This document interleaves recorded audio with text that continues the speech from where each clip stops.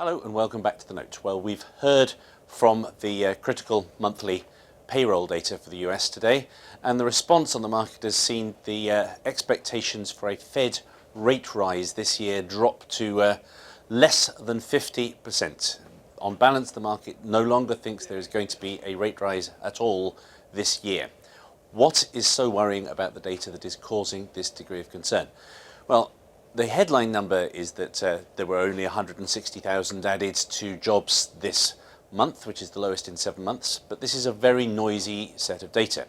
If we take a look at the rolling average over a year, and we also compare that with the unemployment rate, which is determined by a separate survey, you can see you get a fairly consistent picture that the great improvement in employment does indeed appear to be over, that we're flatlining, but there doesn't appear yet to be any significant worsening of the picture. Add to that average earnings actually ticked back up to 2.5% growth over the year, which is ahead of the Fed's inflation target, and you would think that that might almost justify a rate rise. Now, let's take a look at another couple of ways we could look at this.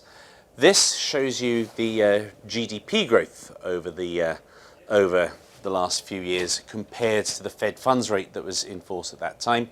And you can see two things. First of all, that the Fed funds rate has been very much higher than this, with growth at this kind of level in the past, but also that it is unusual to raise rates when growth is at this level.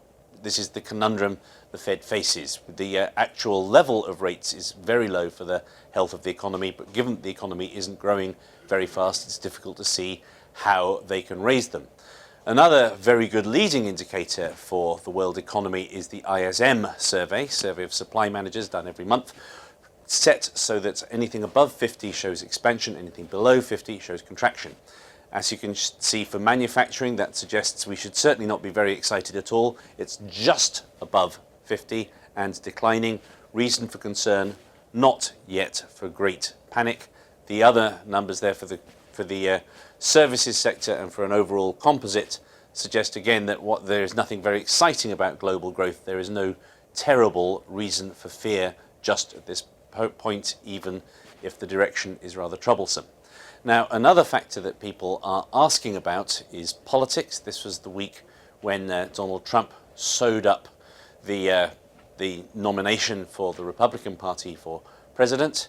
He is plainly a supporter of the weak dollar, and he is plainly somebody who is occasionally says things that aren't necessarily totally backed up by the facts. One comment this week that his friends in China were delighted to see a strong dollar is rather contradicted by the fact that the Chinese currency is, of course, tied to the dollar. So when the dollar strengthens, Chinese competitiveness goes down. You could argue that the rise of Trump, the general very great level of dissatisfaction in this country with both political parties, could be contributing to a sense of unease.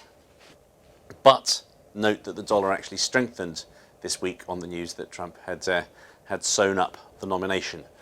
Overall, it strikes me, yes, there are reasons for concern about the economy. There are no reasons yet for panic.